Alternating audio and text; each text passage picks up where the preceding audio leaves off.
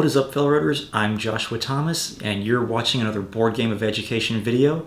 Today we are talking about area control games, and we're just going to talk about a little bit of what it takes to make a game an area control game. You might know the most famous area control, or the most widely known, is the Risk line of board games, whether it's the original Risk or Star Wars Risk or this Risk or that Risk. There are so many out there, but I'm here to show you what area control can look like in other terms. So area control, or dudes on a map as it's kind of referred to in gaming lingo, is, well, putting dudes on a map. This is Mission Red Planet right here. So you're looking at Mars. There's the game box for Mission Red Planet. And then here you are taking a small look at what Innis looks like. And so there's the box for Innis. And so on both of these, we have these nice little figures that represent either our soldiers or clans or astronauts. Depending on the area control game that you're playing, your different pieces can represent many, many different things. There's even a game called Lotus, in which it is an area control game in which you are trying to take control of flowers using your different insects. And whoever has the area control on a completed flower gets that completed flower and scores points based on it. So what does it take to make an area control game? And if you look on Board Game Geek, you don't even see area control as an option for describing a game. Instead, they use area majority or area influence. So we can actually see kind of both of those in these two games. But whereas Risk is definitely a game that is all about area control, that is the name of the game, there are other games out there that have area control in them, but they're definitely not area control games. Like one of those is going to be Tapestry. So I'm holding, there you go, you can see the Tapestry box right there. Stonemaier Games loves to put lots of different mechanics into their games. And so Tapestry has a little bit of area control on this giant board. In the middle there's a map, and you can have control of different areas on that map. But you can also win the game with very little area control. So while there's area control in it, it's really not an area control game. Now let's take a look at Mission Red Planet. You can also watch my Tabletop Talk video on Mission Red Planet to learn more about it. And I've also got one on Innis as well.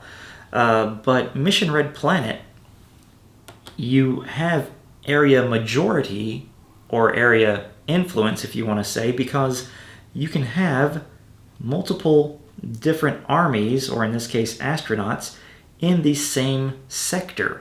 That's something that is just impossible in games like Risk and certain other types of war games, where if two armies that are opposing each other occupy the same space, they're going to fight until one of them either retreats or is just completely wiped out. But here, you guys can peacefully occupy the same territory, and these astronauts controlling this area don't inherently win you the game. So by the end of the game, I could have more astronauts controlling more territory than anyone else, but I could still lose the game because I didn't play good in the early or the mid part of the game, and therefore I didn't get enough victory points, which is what this game is all about. So area control doesn't win you the game. Victory points and completing objectives wins you the game, and completing objectives simply gets you more victory points. But also, there's a lot more going on in this game than just Mars and Phobos. You've also got stuff going on in your hand and stuff going on at the launch pad as well that is going to get your astronauts to the Red Planet. And so different astronauts might be filling different ships, and based on the cards that you play, and everyone has the same hand of cards, that are theirs to choose from. I might launch this ship early and then blow this ship up and send all of their astronauts to the void or the astronaut memorial, and then this ship gets to send my astronauts to the location that they were going to. In this case, it is Ausonia. Did I say that right? Ausonia, yeah, something like that. And now I've gone from not controlling this area to having majority control or majority influence or area influence. So because of that, I would get the points that are generated from these valuables, and I might also be completing some hidden objectives as well. So while this is definitely an area control game and it's got a huge portion of it dedicated to area control isn't in the end what wins you the game. Now let's look at Innis.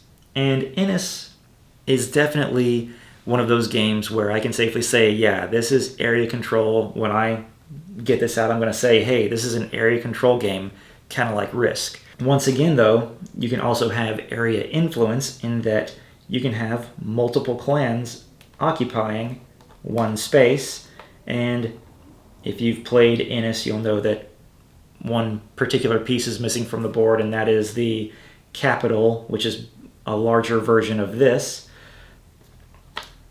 And so in Innis, everything you do, including the different types of cards that you can play, which if you get Innis for nothing else, man, get it for the absolutely beautiful artwork that's in the game. But all of these cards are all played trying to get you towards your end goal, and it's all based around the dudes on the map. So there's no victory points here. Instead, there are 3 things you need to try and do to win the game. You either need to try and have control over 6 enemy clans. So if you have the majority here and you had 6 other clans in here, that would count. You need to have a clan in 6 different territories, or you need to have control over or clans in areas that have 6 sanctuaries in them. So multiple sanctuaries could perhaps be placed in one territory.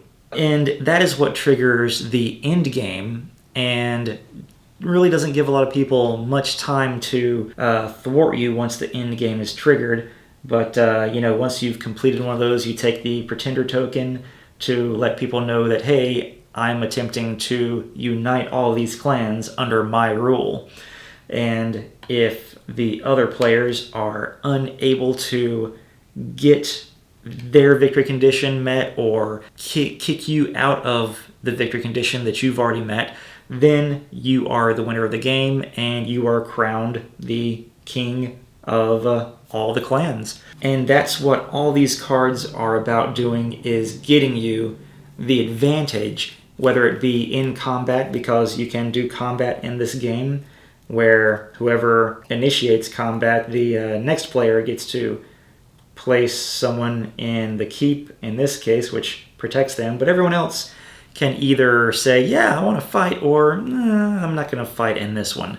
So, and also, there are no dice in this game, so it's literally a 1-to-1. So if you say, yeah, I'm going to fight, well, now we each take a clan away, and maybe this guy says, I'm not going to fight, I'm going to retreat to my neighboring community where I have a lot more friendly people. Then if the fighting continues, then you just keep going until someone says, okay, I give up, I yield, or until one army is declared victorious. And there are other cards that you can play in this game to either give you an advantage or give your enemy a disadvantage.